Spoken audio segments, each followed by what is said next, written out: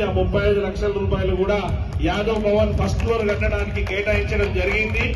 ఇప్పుడు మన హైదరాబాద్ డిస్టిక్ లో జూబ్లీహిల్స్ బై ఎలక్షన్ ఉంది కాబట్టి, ఎలక్షన్ కోడ్ ఉంది కాబట్టి అది కట్టలేకపోతున్నాం.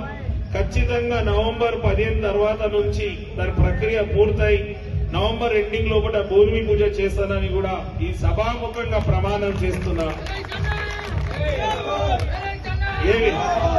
ఏ విధంగా అయితే ముఖ్యమంత్రి గారు యాదవ్ల పాత్ర గురించి వివరించారో, నేను ఈ రోజు ఎమ్మెల్యే అయినా కూడా ప్రధాన పాత్ర యాదవ్ సోదరులదే. నేను యాదవ్లకు ఎప్పటికీ రుణపడి ఉంటానని ఈ సభాముఖంగా తెలుపుతూ, నన్ను ఇంత బ్రహ్మాండమైన వేడుకలో భాగస్వామ్యం చేసినందుకు వేదిక మీద ఉన్న ప్రతి ఒక్కరికి, ఈ కమిటీ సభ్యులకి, ముఖ్యంగా ఇంత మంచి కార్యక్రమానికి మంచి ఏర్పాట్లు చేసి ఎలాంటి అవాంఛనీయ సంఘటనలు జరగకుండా చూసుకున్న పోలీస్ సిఐ అయిన తిరుపతి రాజు గారికి, అదే మాదిరిగా ఎస్ఐ అవినాష్ గారికి ప్రత్యేకంగా ధన్యవాదాలు తెలుపుకుంటూ మీ అందరితో సెలవు తీసుకుంటాను. Thank you.